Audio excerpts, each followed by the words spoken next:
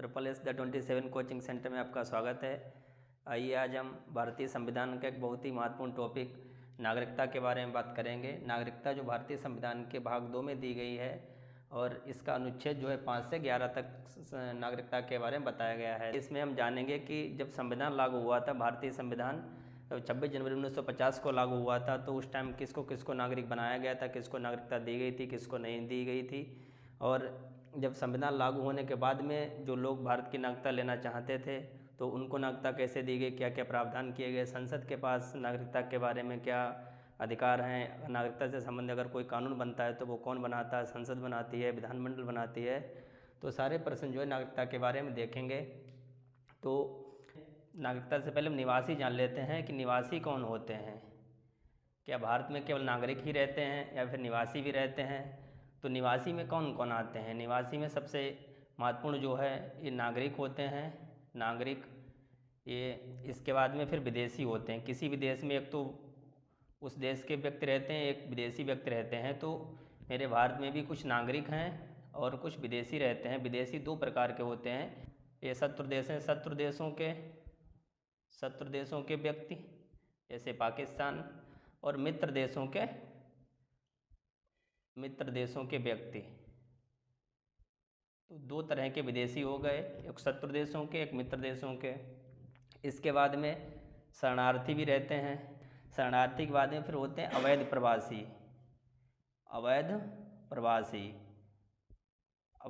में प्रत्येक देश में 4 तरह के लोग रहते हैं, तो नागरिक, इसके बाद में फिर विदेशी, शरणार्थी और अवैध प्रवासी। तो इससे एक क्वेश्चन निकलता है कि सभी निवासी, एक ही निवासी हो गया, इसमें फिर नागरिक होते हैं। ठीक है, तो निवासी के अंदर ही नागरिक आते हैं। तो सभी नागरिक निवासी होते हैं। यहाँ से निष्कर्ष निकलता है कि सभी नागरिक निवासी हैं। ये करेक्ट बात है, सही बात है कि सभी नागरिक जो हैं निवासी हो सकते हैं। और सभी निवासी नागरिक नहीं होते हैं। सभी निवासी नागरिक नहीं होते हैं। नागरिक नहीं हो सकता हो, कोई शरणार्थी हो उसको भी निवासी कहा जाएगा।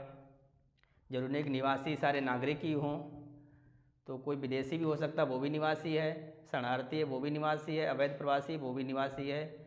लेकिन सभी नागरिक जो है वो निवासी होते हैं। तो भारतीय संविधान में नागरिकों को अधिकार दिए गए हैं, विदेशियों को भी अधिकार दिए गए हैं। कुछ अधिकार जो ऐसे हैं जो केवल नागरिकों को दिए गए हैं, विदेशियों को नहीं प्राप्त हैं। कुछ अधिकार ऐसे हैं जो विदेशियों में शत्रु देशों को नहीं मिले हैं, मित्र देशों को मिले हैं। जैसे अगर अनुच्छेद 22 जो है भारतीय संविधान का,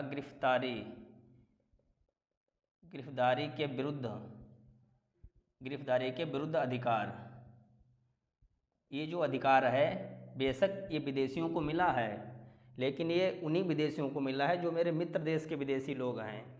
शत्रु देशों के विदेशियों को अनुच्छेद 22 का जो अधिकार दिया गया है ये नहीं है। तो ऐसे ही संविधान ने नागरिकों के, विदेशियों के अधिकार बताए हैं। तो इनको अधिकार जानने से पहले हम देख लेते हैं कि नागरिक की परिभाषा क्या होती, किसको नागरिक कहेंगे।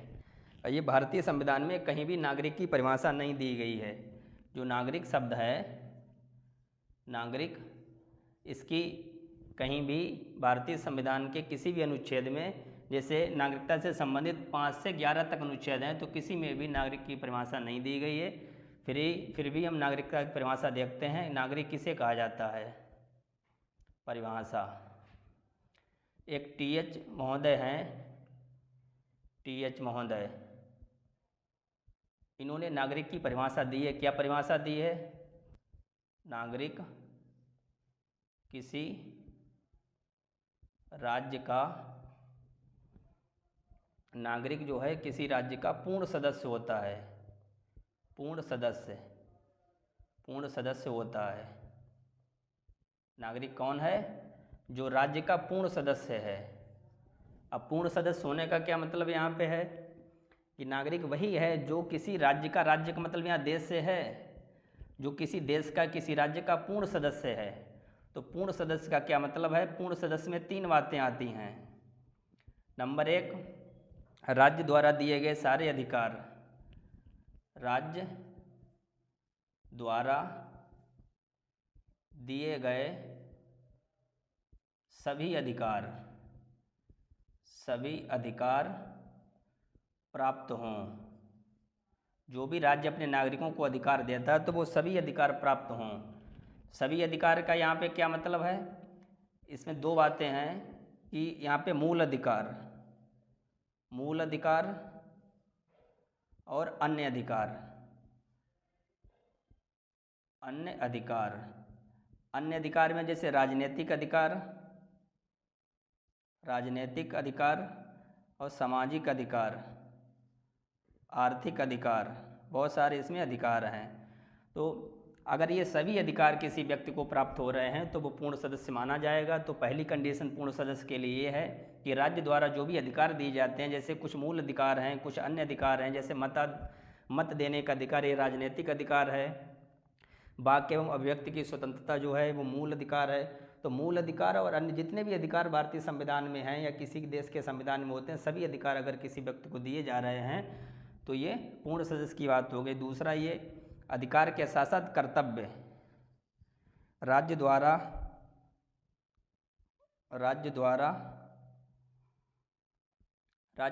दिए गए कर्तव्यों का निर्वहन। ऐसा नहीं केवल आप अधिकार पाने के अधिकार हैं। राज्य जो है आपको अधिकार भी देता है, अधिकार के साथ साथ आपको कुछ कर्तव्य भी देता है। तो आप कर्तव्यों का भी सही तरीके से निर्वहन करते हो। जितने भी अधिकार दिए जा रहे हैं ये अधिकार आपको मिलते रहें। तो दो चीज़ें। और तीसरी बात है कि पूर्ण निष्ठा, राष्ट्र के प्रति या राज्य के प्रति पूर्ण निष्ठा, ये सबसे इम्पोर्टेंट है। अगर किसी देश के ऊपर आपकी जो है निष्ठा ही नहीं है, यहाँ पे निष्ठा या आस्था, किसी देश में आप रह रहे हैं, वहाँ के सारे अधिकार प्रयोग कर रहे हैं, लेकिन निष्ठा नहीं है, तो फिर वो आप पूर्ण सदस्य नहीं माने जाएंगे। तो तीन बातें हैं कि राज्य द्वारा दिए गए सभी अधिकार प्राप्त होने चाहिए। अधिकार के साथ साथ जो भी राज्य कर्तव्य देता है, कर्तव्यों को आपको सही तरीके से निर्वहन करना चाहिए, और किसी देश या राष्ट्र के प्रति निष्ठा भी होनी चाहिए। तो अगर ये तीन चीज़ें किसी व्यक्ति को प्राप्त हैं तो वो नागरिक है, वो पूर्ण सदस्य है। पूर्ण सदस्य है तभी वो नागरिक है। तो TH महोदय ने ये तीन बातें बताई हैं। आइए हम देखते हैं कि भारतीय संविधान ने नागरिकों को कौन कौन से अधिकार दिए, विदेशियों को कौन कौन से अधिकार दिए हैं। तो देखते हैं कि मूल अधिकार, यानी मूल अधिकार नहीं दोस्तों, लिखो अधिकार, भारतीय संविधान द्वारा प्रदत्त अधिकार। भारतीय संविधान द्वारा दिए गए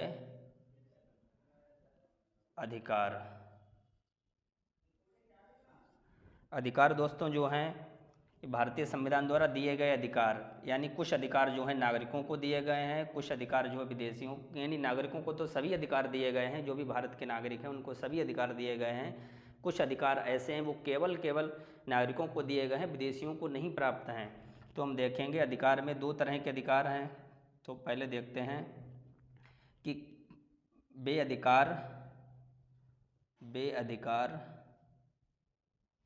जो केवल नागरिकों को दिए गए हैं, विदेशियों को नहीं।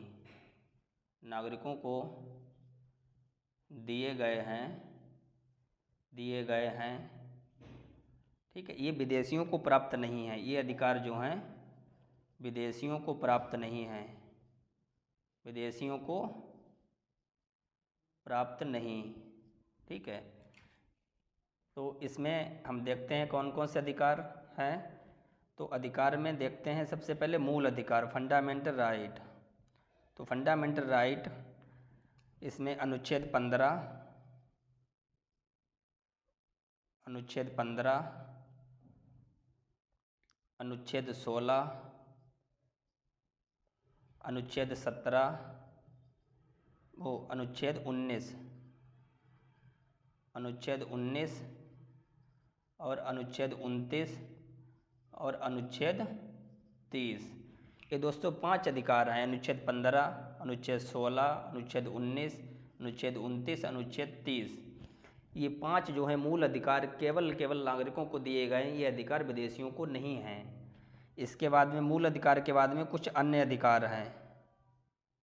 अन्य अधिकार में जैसे क्या क्या है कि मताधिकार यानी मत देने का अधिकार, मत देने का अधिकार ये केवल नागरिकों को प्राप्त है। नेक्स्ट एमपी है, एमएलए है आदि का चुनाव लड़ने का अधिकार, चुनाव में खड़े होने का अधिकार या चुनाव का अधिकार है, चुनाव में खड़े होने का अधिकार। इसके बाद में संवैधानिक पदों पर नियुक्त होने का अधिकार, संवैधानिक पदों पर नियुक्ति का अधिकार, नियुक्ति या पहुंचने का अधिकार। संवैधानिक पदों में कौन कौन आते हैं? राष्ट्रपति है, उपराष्ट्रपति, उपराष्ट्रपति, महान्यायवादी, मुख्य न्यायाधीश या न्यायाधीश आदि, ये सब चीज़ें जो हैं ये आती। इन पदों पर केवल नागरिक ही आसीन हो सकते, नागरिक बन सकते इन पदों पर, विदेशियों को ये पद पाने का अधिकार नहीं है। तो इतने सारे जो हैं भारतीय संविधान ने इस हिसाब से नागरिक और विदेशियों में अंतर किया है। इसके बाद में इसके लगभग मेरे भारतीय संविधान के भाग 3 में अनुच्छेद 14 से और 32 तक, 14 से 32 तक जो अधिकार दिए गए हैं, तो 14 से 32 तक के अधिकार में 5 अधिकार 15, 16, 19 और 29 ये अधिकार हैं केवल नागरिकों को दिए गए। बाकी अधिकार जो हैं नागरिकों के साथ साथ विदेशियों को भी प्राप्त हैं। हमने एक अधिकार बताया था गिरफ्तारी के विरुद्ध अधिकार, ये विदेशियों में उन विदेशियों को प्राप्त है जो भारत के मित्र देश के विदेशी हैं। तो ये इम्पोर्टेंट है, नोट कर लो। प्रजा और नागरिक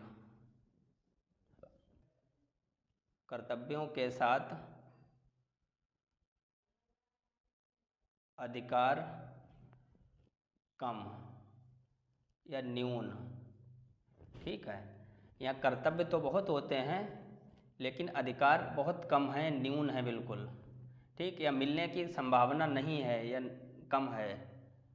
अधिकार मिलने की संभावना कम, बिल्कुल अधिकार नहीं दिए जाते थे पहले, अब तो थोड़े बहुत अधिकार दिए जाने लगे। नागरिक के साथ क्या होता है, यहाँ कर्तव्यों के साथ साथ, कर्तव्य तो होते ही होते हैं लेकिन कर्तव्यों के साथ साथ यहाँ अधिकार भी दिए जाते हैं।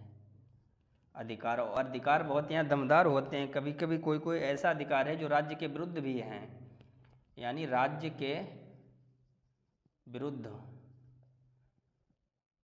अधिकार, राज्य के विरुद्ध भी अधिकार, यानी राज्य के खिलाफ भी अधिकार दिए गए हैं यहाँ पे।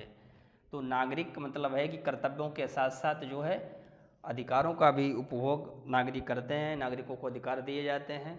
और प्रजा होती है, कर्तव्य के साथ साथ जो है अधिकार बिल्कुल कम होते हैं, ठीक है, अधिकार कम होते हैं। इनको मताधिकार नहीं होता है कि जो भी राष्ट्र का प्रमुख होता है उसको चुनने के लिए इनके पास बहुत कम अधिकार होते हैं। नागरिकता,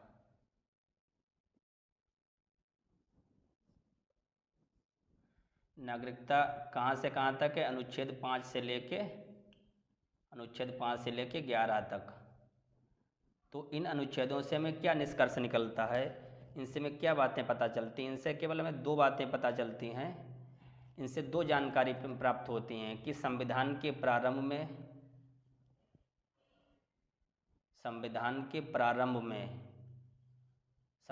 प्रारंभ में कौन नागरिक था, नागरिक कौन। इसके बाद में ये हमें प्रावधान कहाँ दिए गए हैं?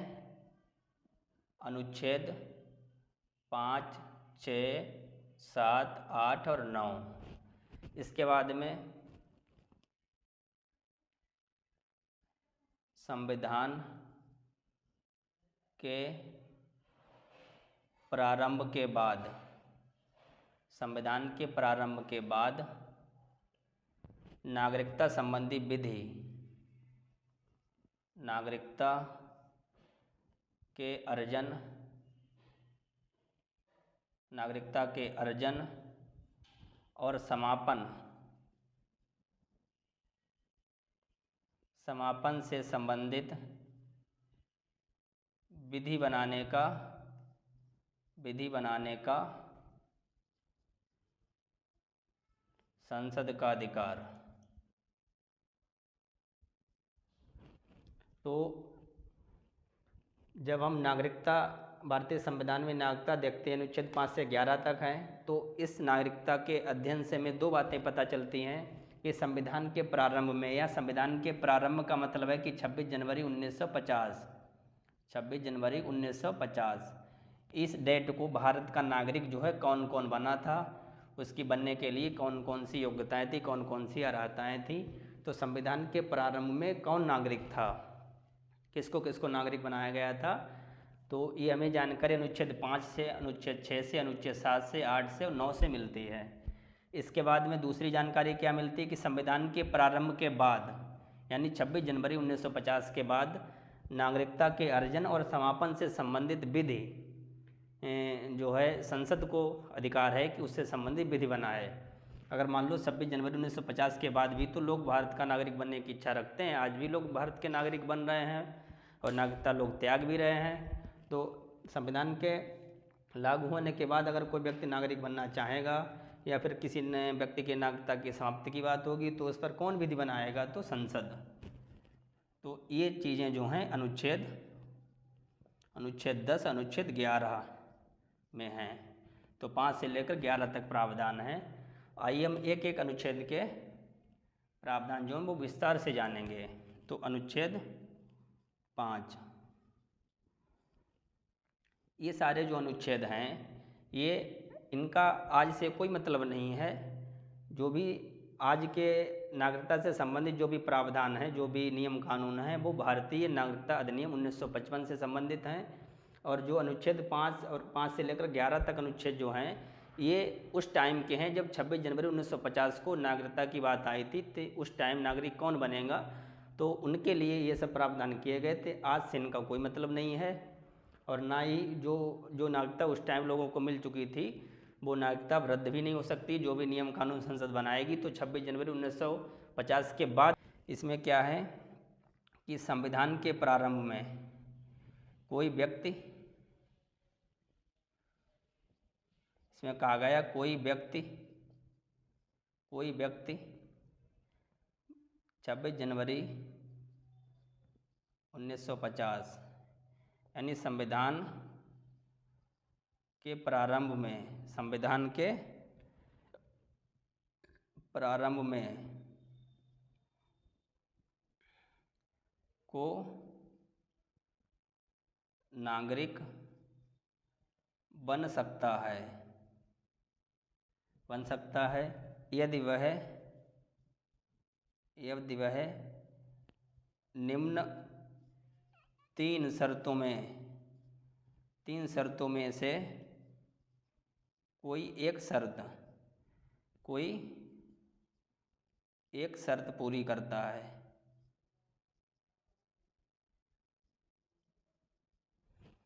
जब 26 जनवरी 1950 को नागरिकता की बात आई तो सरकार ने सोचा कि अब नागरिक किसको बनाया जाए, किसको नहीं बनाया जाए, क्योंकि भारत में तो बहुत सारे लोग रह रहे हैं, भारतीय मूल के भी हैं, विदेशी भी हैं, अलग अलग कंट्री के बहुत सारे लोग रह रहे हैं। अंग्रेज भी आए थे यहाँ पे, कुछ अच्छे अंग्रेज नागरिक भी थे, वो भी यहाँ रह रहे थे।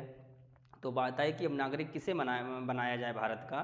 तो इसमें अनुच्छेद 5 में प्रावधान किया गया था कि कोई भी व्यक्ति 26 जनवरी 1950 को जो है भारत का नागरिक बन सकता है यदि वह 3 शर्तों में से कोई एक शर्त पूरी करता है। तो 3 शर्तों में से कोई एक पूरी होनी चाहिए, तीनों हो तो और अच्छी बात है, लेकिन कम से कम एक शर्त पूरी होनी चाहिए। इसमें पहली शर्त क्या है कि उसका जन्म भारत में हुआ हो, यानी जिसका जन्म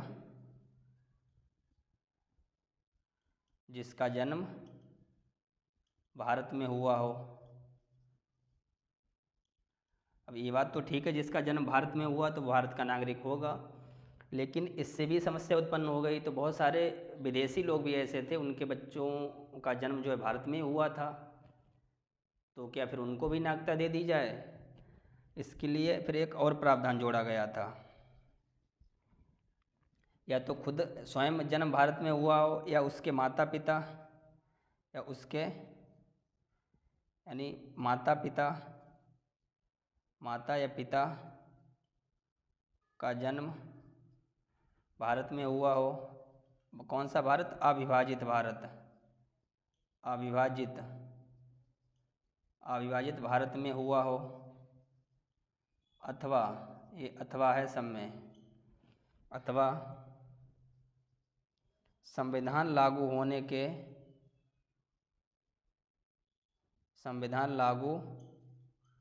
होने के 5 वर्ष पहले से भारत में रह रहा हो। तो निम्न 3 शर्तों में से कोई एक शर्त, या तो इसका जन्म भारत में हुआ हो, अगर उसका नहीं हुआ तो उनके माता पिता का जन्म भारत में हुआ हो। कौन सा भारत? अविभाजित भारत, जो भारत शासन अधिनियम 1935 के अंतर्गत भारत था, वही भारत। इसके बाद में अगर ये कंडीशन नहीं पूरी है तो ये संविधान लागू होने के 5 वर्ष पहले से भारत में रह रहा हो, तो उसको जो है भारतीय नागरिकता मिल सकती है, भारतीय नागरिक हो सकता है। तो अनुच्छेद 5 में बस इतना ही बताया गया है, कोई व्यक्ति 26 जनवरी 1950 को नागरिक बन सकता है अगर इनमें से कोई शर्त पूरी करता हो। अनुच्छेद 6 इसमें क्या बताया गया है? यानी वे व्यक्ति जो पाकिस्तान से भारत आए हैं, भारत के नागरिक बन सकते हैं। तो पाकिस्तान से भारत आने वाले व्यक्ति भारतीय नागरिक बन सकते हैं। भारतीय नागरिक बन सकते हैं यदि वह निम्न शर्तों को पूरा करते हैं। कोई भी व्यक्ति है जो पाकिस्तान से भारत आया है, तो वो ऐसा नहीं कि भारत का नागरिक ना बने, भारत का नागरिक बन सकता है। स्वयं या माता पिता या दादी दादा का जन्म अविभाजित भारत में हुआ हो। नेक्स्ट देखते हैं कि 10 जुलाई 1948 के बाद 10 जुलाई 1948 के बाद भारत आने वाले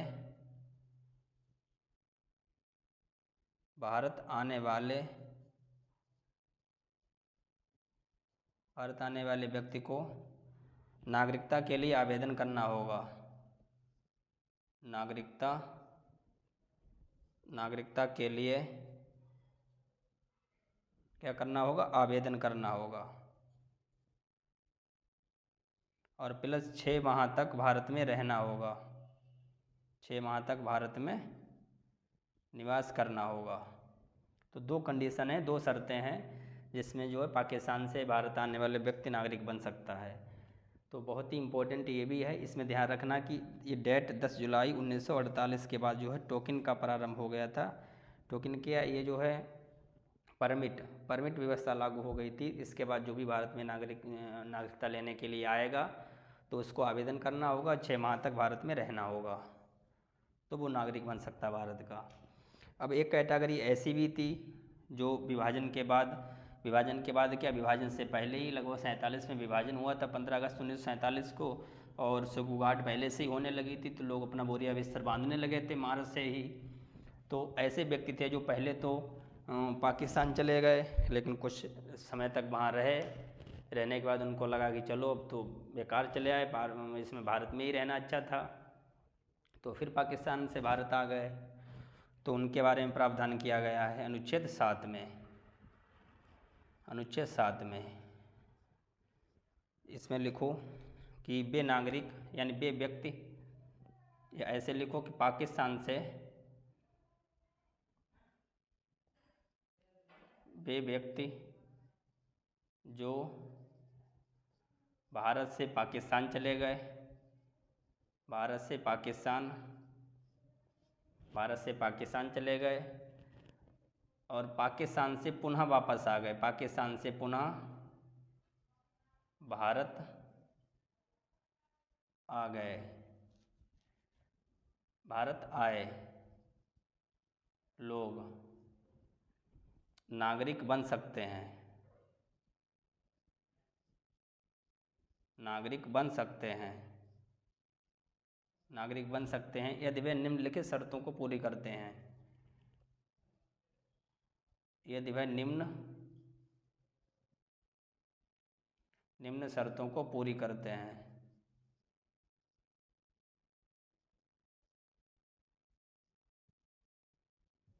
तो क्या शर्त है,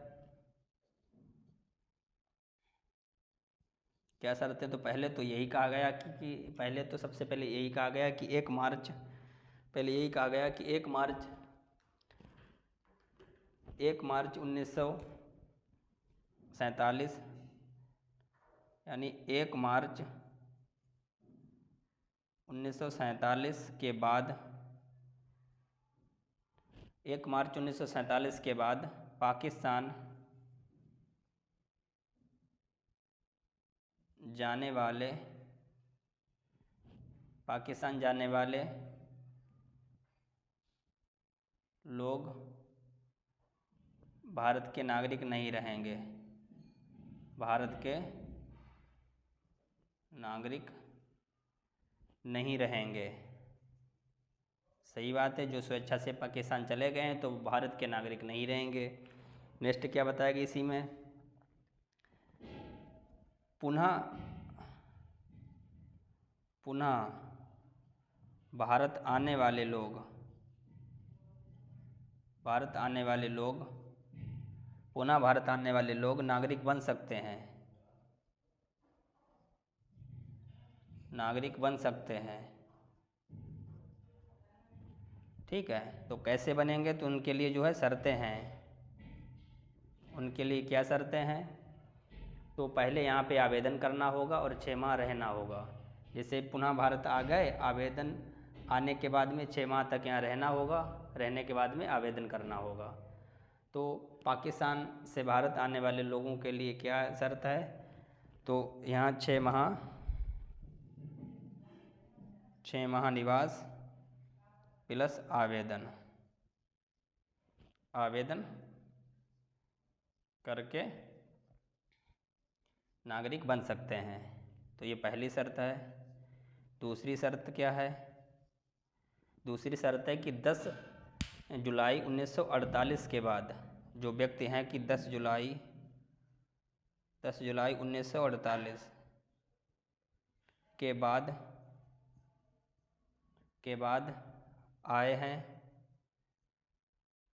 आए हैं तो उनके लिए क्या शर्त है?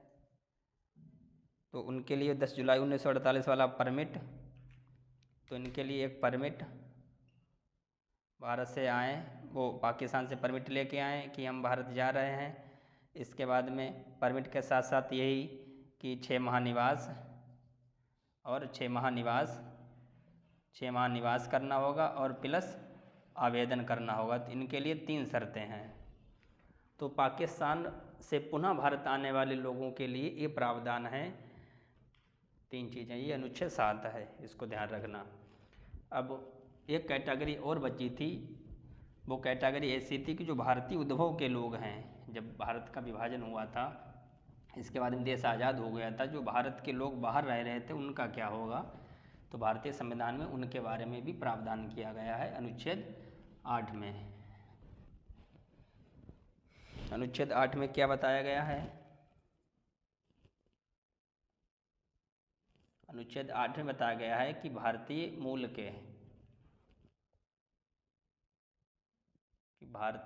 के भारतीय मूल के व्यक्ति भारत के नागरिक बन सकते हैं। ठीक, इनके लिए भी शर्त है। ठीक है, इनके लिए क्या शर्त है? भारतीय मूल के व्यक्ति, यहाँ लिखो विदेश में रहने वाले, विदेश में रहने वाले भारतीय मूल के व्यक्ति भारत के नागरिक बन सकते हैं। शर्तें क्या हैं? कि भारतीय मूल के होने चाहिए, भारतीय मूल के, ठीक, भारतीय मूल के होने चाहिए और आवेदन करना होगा। तो इनके लिए कोई ज़्यादा कठिन नियम नहीं थे कि भारतीय मूल का होना चाहिए और अपना आवेदन करो, भारत की नागरिकता ग्रहण कर लो। आइए अनुच्छेद 9 में देखते हैं, 9 में क्या प्रावधान किया गया है। 9 में कि संविधान के प्रारंभ में, संविधान के प्रारंभ के समय बने नागरिक आगे भी नागरिक बने रहेंगे। ये संसद विधि के अधीन हैं।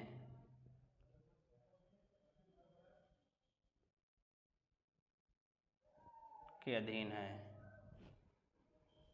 10 में क्या कहा गया है? यदि कोई व्यक्ति अन्य देश की, कोई व्यक्ति है, कोई व्यक्ति किसी अन्य देश की,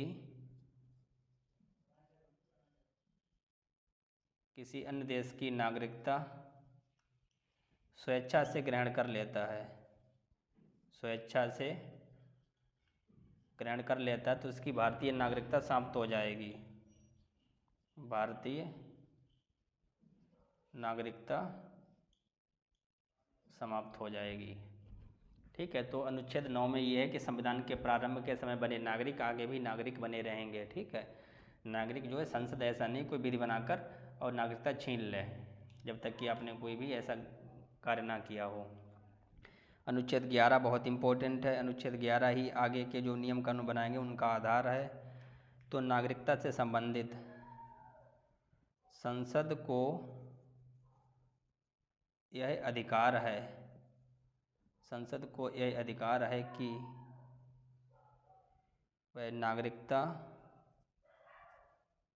नागरिकता के अर्जन, नागरिकता के समाप्ति या कोई अन्य प्रावधान